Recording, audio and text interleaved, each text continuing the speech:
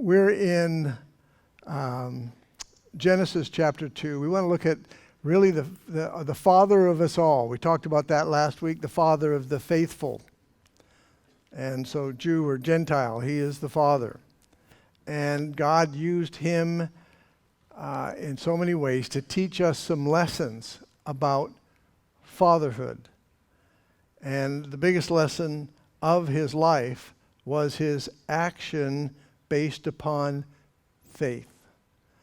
And he is our example. We all, as fathers, I love the definition, mentors, everybody fathering, whether in my case adoption, or we've raised some kids just, raised them because somebody else couldn't for a period of time, and we've had them for 5 to 10 years, and others custody, and others adoption, just with different things that God's done in our lives. But whatever the scenario is, when you're mentoring, when you're fathering, the responsibility that no matter what, they would see to some dynamic the love of God.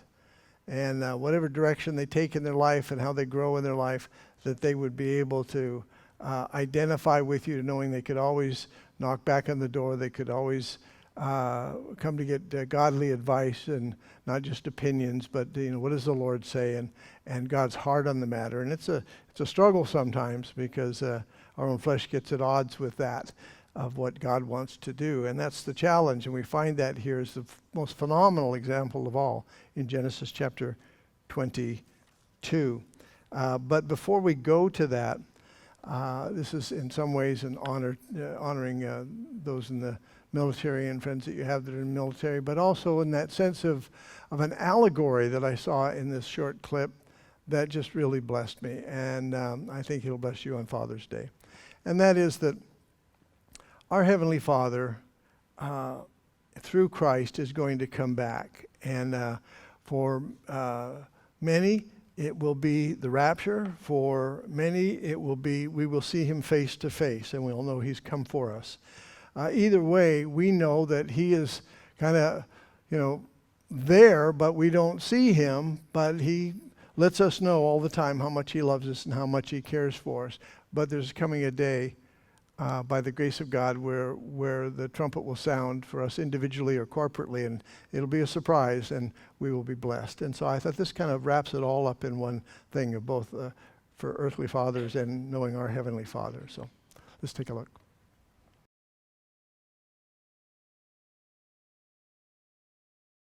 I think the analogy is obvious, that one day, even though God knows when and he sees what we're doing and how we long to be with him, yet there's coming a day when there'll be a surprise and we'll instantly be with the Lord. And I just thought that was such a picture. In Genesis 22, there is a picture of Christ and God the Father and our relationship, and it's bound up in that. And so we'll see both the prophecy of Christ, but also in our own lives. So it says now in chapter 22 of Genesis in verse 1, it came to pass after these things that God tested Abraham and said to him, "Abraham," and he said, "Here I am." Now, he'll say that several times, and it really is a statement of, wherever you go, there you are. And it sounds so simple for him to say, "Here I am," but too often in life when things come up and God calls us and we go, "Well, when I get there, I'll do it. When I get there to college, I'll do it. When I get there to marriage, I'll do it. When I get there to having kids, I'll do it. Or when I get there financially, or when I get in that house or that place, then I'll do it." But not so with Abraham. He said, "Abraham," he says, "Here I am." He'd left the Ur of the Chaldees, and where you go, there you are. And it's like, well, this is what you get. It's kind of he's saying, "Here I am. Just, this is what you get." And to be in that place, especially speaking this morning to fathers, to men in general in that relationship, it applies to all of us, but specifically this morning, when we're putting things off And God, because, I can't do this, and this I'm not ready for, and that.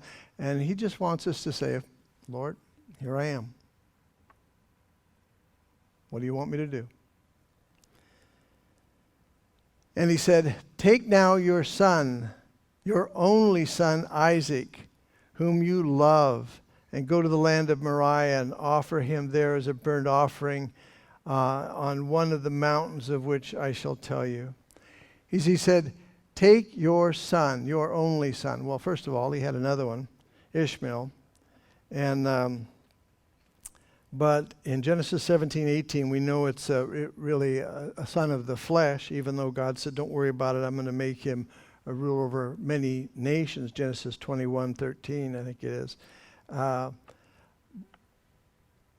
the relationship of being a father, and then him saying, take your son, I want you to do this specific deed of sacrifice with him. But before we get to that part, just the reason for this allegory is much bigger than the particulars, because it's the idea for us to understand what it means to God when he became flesh, and so now he's as a son to the Father. And we identify with that because the way we're created in Adam and Eve of family, and that unique thing that happens when you have a child or you adopt a child. And trust me, any adoption person will tell you it's the same. And if they've had both, that you love that child the same. And it's just the moment we saw our first child or any others, just like, hey, there's this love there that wasn't there before. Speaking of somebody who really hated kids before we had any, it's like, I didn't understand their purpose. And all of a sudden it was like, wow. But it's a work of God in our lives. And it's very special. I want to give you something a little bit personal. Johnny, some years ago, was in and of the world in that sense, and got a girl pregnant, didn't know it. And so she was of the mind not to do anything about that in the sense of whoever the father was. And so anyway, 9 years later,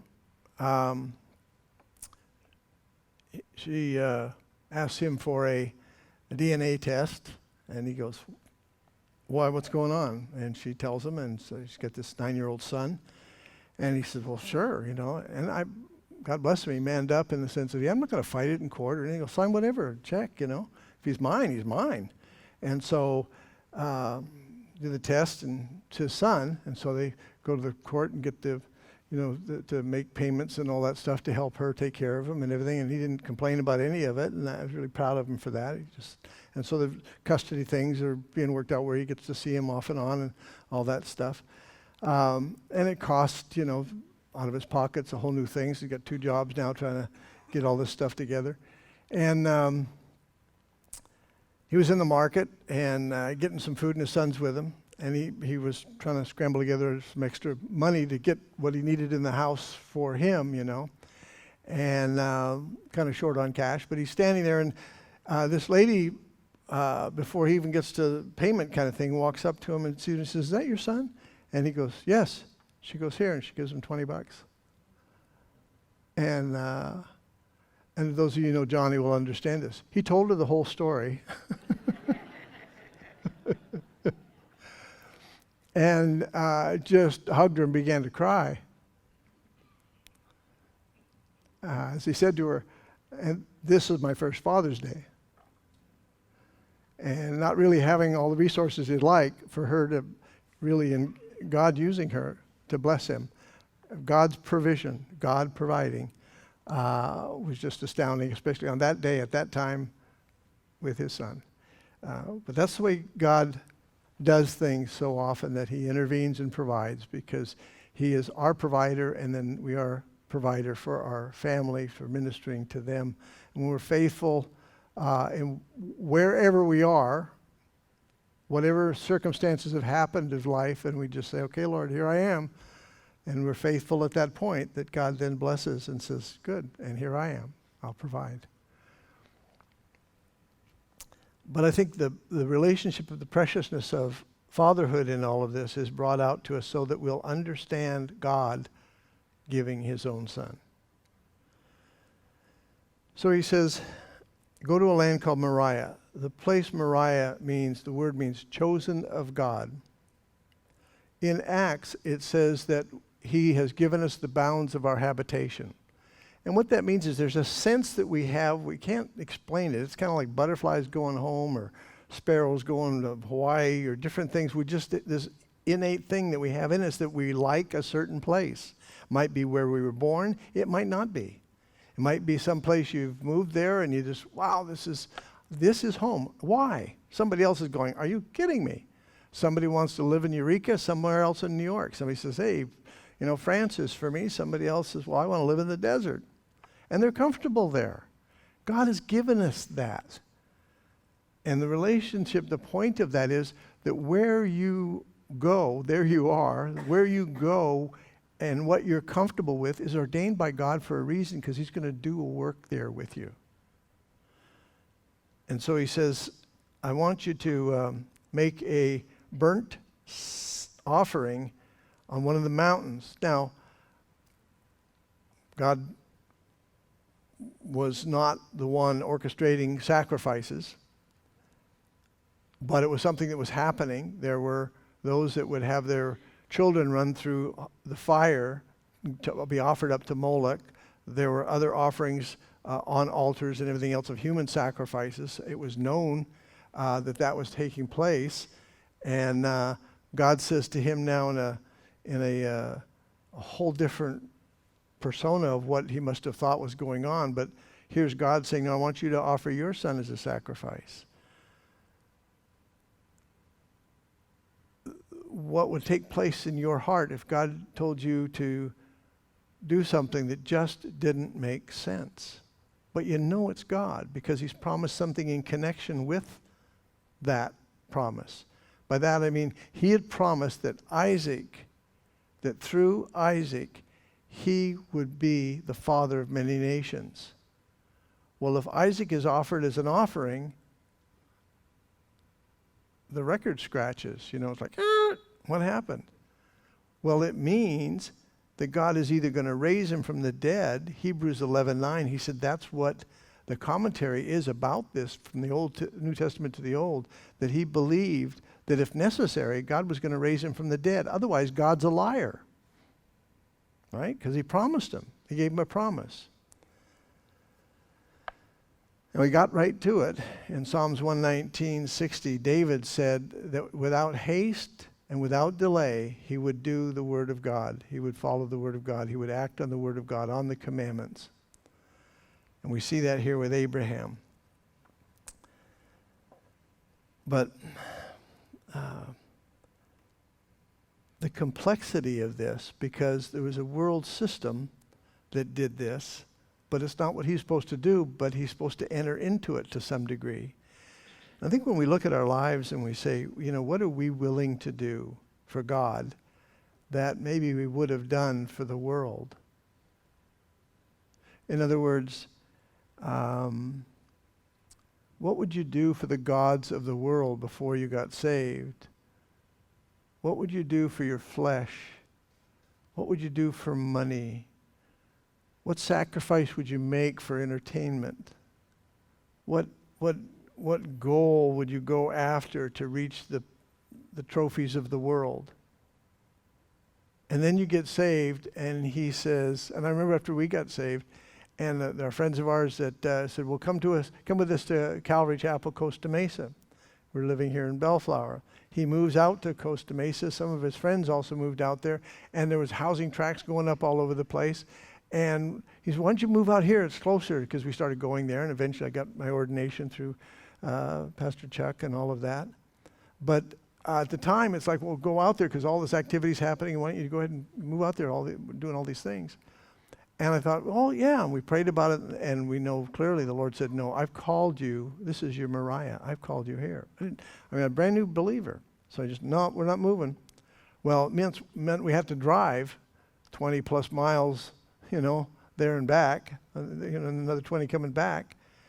And I remember one particular trip thinking, this is a long way. And we got to talking about it. It was like, we used to years ago when you went to the show, like we'd go to Grauman's for the grand opening. So they have a show that when it came out, it would play there for maybe a month or more, and it was a grand opening. And then it was released to the other theaters. So we'd go there for a date night, and we'd go to a nice restaurant, and then we'd go there, and also you dressed up when you went to the show, like when you got on an airplane, and I mean, just everything was different. So it was literally a nice date night, if you will. So we would save the money so we could do this. We'd go to the show, we'd go get a nice dinner, then go to the show, and then, the whole thing, and drive that distance up to Grauman's. And he's saying, now you did that for the world, for entertainment, for pleasure, and what's 20 miles to go to church to get fed the Word of God and fellowship? And it was like, nothing. And the things that we did, literally making ourselves a fool for the world, doing really stupid things, quite frankly. And sometimes spontaneous, ridiculous things. Just because, well, why not? Had an opportunity to start a restaurant. I called her on the phone, and she was working somewhere. And Phelps Dodge Copper Corporation. I said, "Hey, you want to start a restaurant?" She goes, "Okay." And I said, "We'll come up with a name, and take your 2 weeks, and we'll start it. If it works, we'll keep it, and if it doesn't, you can go back to work, and nobody will be the wiser," kind of thing. So okay, and we did it, and ran it for about 3 years before we sold it. But it was just yeah, okay, fine, let's go for it. And then you come to the Lord and it's like, oh, are we sure this is what God wants to do? Are we sure about this, sure about that, and all these other things, And God says, just trust me the way you lived your life before. I was with you then, I'm with you now. Just if it's not an immoral thing or a wrong thing, just do it. Just go for it. Trust me. Theater came up for sale, let's buy it. Okay. But sometimes there's things we do that you go to a service, and maybe you raise your hands, maybe you don't, maybe you do this or that, but you go to a ball game, whoa, whoa! Stand up, yeah, all right! But worshiping the Lord, well, I don't know, I've never done that before. Really? Never done that before? Never worshiped entertainment or a false god or a sport or something. But the devil works double hard on Christians. He'll have people do whatever for the world because it keeps them entertained. And all he's saying is, well, if you take the things of the world, I've given you that ability. Maybe it's a gift in playing music, playing an instrument, serving. Maybe it's a gift in counsel or in wisdom or whatever it might be. And he says, you did that for the world. Use that gift that I gave you now for the kingdom of God's sake. It's just that simple. But boy, the devil fights it, doesn't he? He really does. And still it makes us, we're all unique and different. Not everybody's, hoopla, hallelujah, jumping up and down. But on the other hand, match your life to where you were and realize maybe there's some things that you've been holding back that God would have you do. Man, I got to get into this thing. This is so interesting. Oh, read the Bible in the morning? A whole chapter to get through it in a year, really? But Sports Illustrated, Wall Street Journal, whatever it is. Oh, where is it, Just applying it to the things of the Lord. So, Abraham rose early in the morning. He got right to it, saddled his donkey, and took 2 of his young men with him, and Isaac his son. And he split the wood for the burnt offering, and arose and went to the place which God had told him. Now later on in the law, God establishes the format for offering. He says in Leviticus 1:7 that they are to cut the wood, load it in order, put it on the fire. But then when the first offering was made and Moses had orchestrated the very first time they did it in Leviticus 9:24, they cut the wood, they prepared it, and God started the fire. He ignited it literally. Most Jewish scholars believed it was ignited from the Holy of Holies. In other words, like the movie with the ark going like that God significantly said this is a big deal and started the fire. So he provided the sacrifice and he provided the fire or the judgment. Because when the sin was put upon Christ and he died, he also is the judge of the world. He has a right to come back in judgment, and he is that fire. So he's not only comes in as judge, as fire, but he's also the sacrifice, the lamb. And this is all bound up in this description that's given to us. So he split the wood for the burnt offering, arose and went to the place which God had told him. And it was then on the third day, Abraham lifted his eyes and saw the place afar off. On the third day is just an interesting thing. Hosea 6:2 and so many other scriptures where it talks about the third day is talking about a new beginning. It's always some kind of new beginning, and especially that one about the resurrection, about a brand new beginning prophetically. But it's typically, it's about that kind of situation. So Abraham said to his young men, "Stay here with the donkey and the lad, and I will go yonder and worship, and we will come back to you." That's a statement of faith. He's saying he's doing what God told him to do. He doesn't understand it, but he believed, according to Hebrews 11, that if necessary, God would raise up his son from the dead. So he said, you know something? You guys stay here. This is not about you. This is about me and God. So like Jesus, when he was going in to pray for Tabitha, I think, a young daughter, this young girl, he says, clear the room. And only the disciples were in there. And he prayed for her. Because there's sometimes that some things aren't going to be understood by some people. And I've been in prayer things sometimes where people are going, oh, yeah. And I've literally said, you can leave the room. Really. I'd rather you did. And because this is, I'm praying here with this husband or this wife, and they're believers, and so if you don't mind. Yeah, gladly. And they leave, and God heals, And that's what he's saying. No, you guys, this is not about you.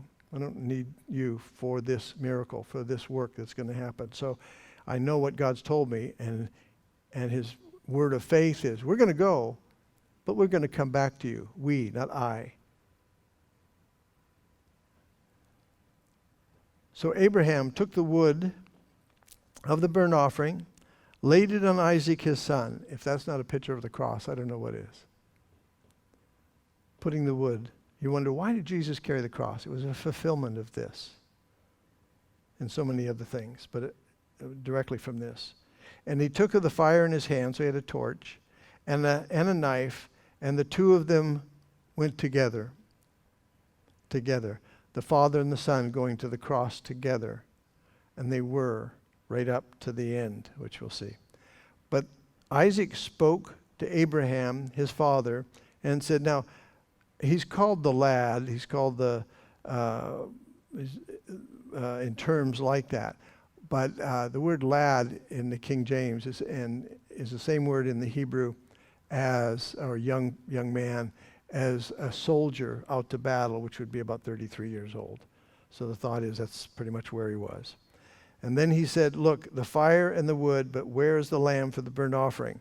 So he was a willing young adult sacrifice. But he's looking at this thing saying, okay, we're up here. I see the wood. I see the fire. Where's the sacrifice?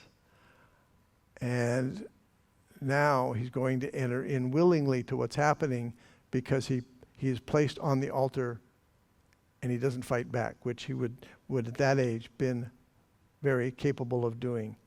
It's just like Jesus could have called down bunch of angels and he could have been delivered, but he didn't.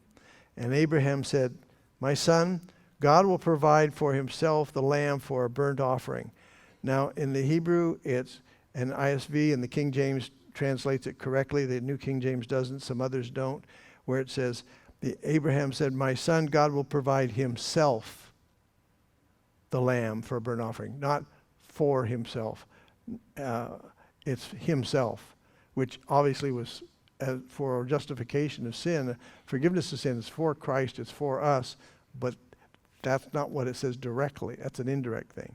It's important because some take that to mean, oh, gee, he was switched at the cross. He provided something for himself. That's not what it means. That's not what it's saying. It's not in the Hebrew. It says, God will provide himself the lamb for a burnt offering. And so the two of them went together. And in John 8:56, when Jesus was talking to the Pharisees, he says, your father, Abraham, in other words, rejoiced to see my day and saw it. The day of Christ, in other words, the crucifixion, the resurrection. He believed he would be risen from the dead, so he lived to see that day. Then they came to the place which God had told them, and Abraham built an altar there, placed the wood in order, and he bound Isaac his son and laid him on the altar upon the wood. And Abraham stretched out his hand and took the knife to slay his son. So here it is. His offering is an act of choice. As difficult as it is, and I can't think of anything more difficult than when you're in a place and you've got to offer up your child to the Lord and say, there's nothing else I can do but trust you. And God has given you a promise, maybe about a child, of what he's going to do. But right now it looks like it ain't happening. And God says, just trust me. And I know that personally and experience with some of my kids. One of them that's out in the street right now, and it's like, God says, just take your hand off. Trust me. Because there's a point at which you parent all you can parent, and then you just have to say, I'm there for you, but I'm not parenting you anymore. You have to make up your mind what you're going to do. But on the other hand, I know what's going to happen because I know the promises God has given us about our kids. And so there's that relationship of standing back, but it's nonetheless painful. And I remember being in the hospital once with a lady. She had the baby, and they came out with the baby, and then all of a sudden they said, we have to go. And they took the baby away from her. She didn't even get to hold the baby, took it away. And then they came back and they said, well, there's a blue baby or something like this, and they got all these problems. It's not breathing. It's turning blue. They've got to do something right away, and there's some other issues happening. And she said, what? And they said, we'll be right back. And like all of a sudden the bells are ringing and carts are flying and they're going to this room and everything else. And she's like, and she really was getting, very upset about it. And then all of a sudden she just stopped and she says, God, you promised me this child. So if you take the child home now, I know that I have a gift in heaven. And I'm going to trust you with that. I'm praying you heal. But the child belongs to you. I refuse to worry because you're in charge. The doctors aren't even. They're going to do their best, but I'm trusting you. And I saw her countenance absolutely change before my eyes to grimace and tears and everything to just, well, see what happens. And I mean, there's such a peace that passed all understanding. About 2 hours later, they bring the baby back to her. And they're trying to explain to her all the stuff. And she says, that's okay. God took care of it. It had an obstruction. They couldn't get it out. They had to do all this stuff to get the obstruction out and everything else. And they were, obviously concerned. But the way she dealt with it was, no, but I have a promise about this child, so I know. And when children become of age and you say, okay, here's what I think you should do, but the choice is yours. And then you're going, ugh. But that's dedicating him to the Lord. You've raised him to think, to know God. The rest is up to them. And how they apply those things in the direction that they go, what they do with that. Here he is in a place of sacrificing everything, his son. And I think the point of it is for us to have some sensitivity to understand when God became flesh, that was God's son in that sense. He became flesh. So part of the Trinity, but he's now flesh. 100% human, 100% God. And then God brought him to the altar, brought him to the cross. And when the knife was plunged in him, it wasn't withheld. And the blood and the water flowed. The birth of the bride was born. And when he was nailed to the cross, it was for our sins that were blotted out because of his work at the cross. And then he rose from the dead. But he put his son there. And his son, Jesus Christ, had to have such a relationship with his Father, who is the Trinity, and they're all one. But nonetheless, the point is, he had to believe that he was going to raise him from the dead. There's some mystery there that I don't think we'll ever comprehend. But I think it's as real as what Abraham was going through. And that's why the story's here. And that's why it's here, not that he was pushing him to beyond his limits. He knew the outcome. Then they came to the place of which God had told them, and Abraham built an altar there and placed the wood in the order, and he bound Isaac, his son, and laid him on the altar upon the wood. You can see the picture of the cross there. And Abraham stretched out his hand, took the knife to slay his son. Symbolically, of course, the blade, the knife, the sword is talked about as the word of God. And there are times, sometimes as a father, where you literally have to set all emotion aside and say, this is what the word says, and it cuts deep. And you don't know when you do that if it's going to destroy them or save them. But you still have to do it, and it's an act of faith. And so he raises the knife to slay his son. But the angel of the Lord called to him from heaven and said, Abraham, Abraham. So he said, this is what you get. In other words, here I am. Where you go, there you are. I mean, he's like, I'm doing the best I can. I'm doing what you told me. Here I am. I haven't run from it. I'm doing the best that I can with this whole thing. And he might have taken a while, 3 days to get there. Maybe it wasn't that far. But it took him 3 days. And then up the hill, and then he, I don't know about you, but I'd be real slow in building the altar. So finally he lifts the sword, the blade, and the Lord says, through the angel says, no, don't. So he says, Abraham, Abraham. He said, here am I. And he said, do not lay your hand on the lad, nor do anything to him, for now I know that you fear God, since you have not withheld your son, your only son, from me. Well, God knows everything, but he still wants you to pray, right? Does he know what you're going to pray? Absolutely. But is it necessary for us to pray? Yes. For his sake? Well, now he knows because you do it, but on the other hand, he already knew, so it's really for us. So we know that he hears our prayers. And it's like a child, you say, come on, what are you going to say? And, no matter how long it takes, finally they go, okay, I'm sorry.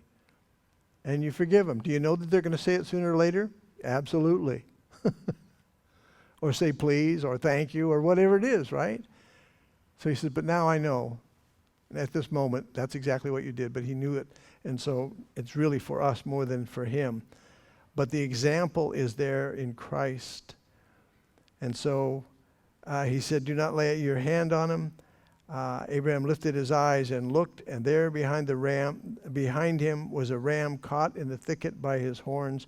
So Abraham went and took the ram and offered it up for a burnt offering instead of his son.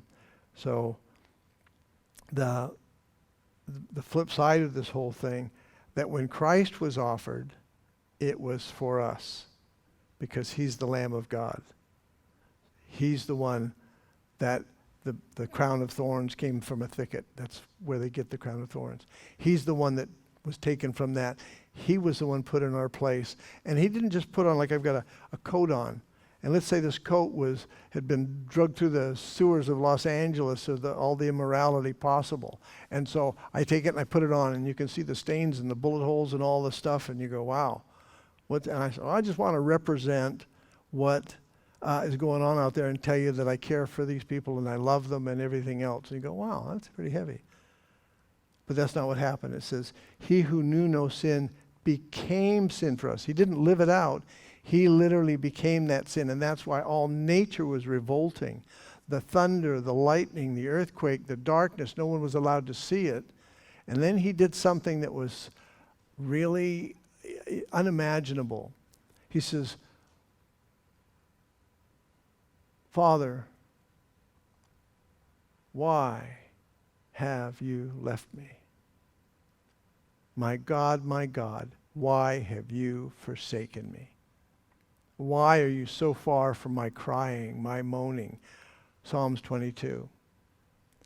Now, who was he up there? He was the son that says in Psalms 2 that God begot in a day, and he's telling the Hebrews, this is prophecy. There's going to be a son that I'm going to bring into the world. And the Jews knew it, and they looked for it. Nicodemus understood it. And then to the close of that psalm, he's the one that brings judgment. But in Isaiah 53, Psalm 69, and Psalms 22, we find that first he would die.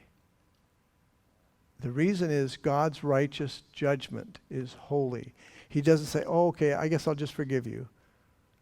No, the penalty has to be paid. He can't be bought off. But instead of making us pay it individually, he says, I will forgive it all by putting it as a part of my Son. He will become sin for us that we could become the righteousness of God in Christ Jesus. It's astounding. And I think that the reason why he did this is the test for Abraham and everything else was the bigger issue of the example for us, so we'd get the sense of the fatherhood of God, Christ on the cross, what it would be like for us with a son to go through this. And it wasn't complete because, and he's showing us, there's a sacrifice replacing that. And that sacrifice is Jesus Christ, who is the Son of God. But he put the blade in his side, and the birth of the birth of the bride took place. Abraham lifted his eyes and looked, and there behind him was a ram caught in the thicket by its horn. So Abraham went, took the ram, offered it for a burnt offering instead of his son. And Abraham called the name of the place, the Lord will provide. As it is said to this day, in the mount of the Lord it shall be provided. God does the providing, and he still does today. If you're in a place wherever you are, wherever you go, there you are. If you respond to God like that, don't say, put it off when I get to this or get to that, then I'll do it. Even this morning, you say, well, someday I'll give my life to Christ.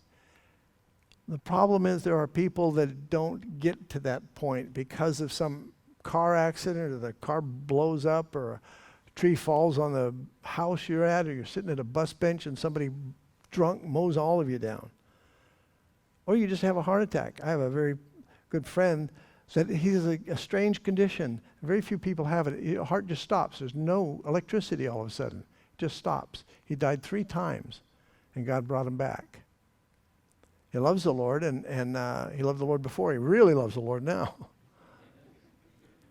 Walter Hill's his name. And but there's no guarantee he's going to bring you back. If that's it, if that's judgment day, if your sins are forgiven and you know Christ, you're going to enter into glory. If not, you go to hell.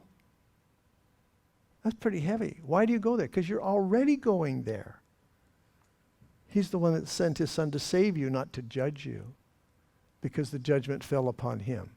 Do you see that? It fell upon him so it wouldn't fall upon you. So you stand before the court of Almighty God, and he says, you guilty? Here I am, guilty as can be. And your advocate stands up and says, I paid the price. Justified, just as if you never sinned. If you don't know Jesus Christ and you want to, don't wait till tomorrow. Pray right now. Eyes open, aware of everything. God Almighty, I commit my life to you. Pray in the depths of your heart, Jesus Christ, save my soul right now. In Jesus' name. And he will. Get in the Word, share with others what God has done in your life, because he will. Let them know that you prayed that prayer. And watch God work. But for each one of us, that kind of sacrifice that it takes in obedience to God sometimes doesn't make sense. But I would encourage you to look back to the things that you did in the world that didn't make sense and say, what's stopping me now? Because I've already got the faith. I just need to use it for God and get about his business. In Jesus' name. Let's pray. Father, I pray for your anointing now upon each and every one as they serve you, as they listen to you, as they walk with you, Lord, to guide them and to teach them and to bless them and to fill them with your counsel and your guidance and your wisdom. And when you do, when you accomplish that purpose, they would take your word to heart, and no matter what happens in between, they would trust in that until they see that fulfillment. In Jesus' name, amen. Let's stand.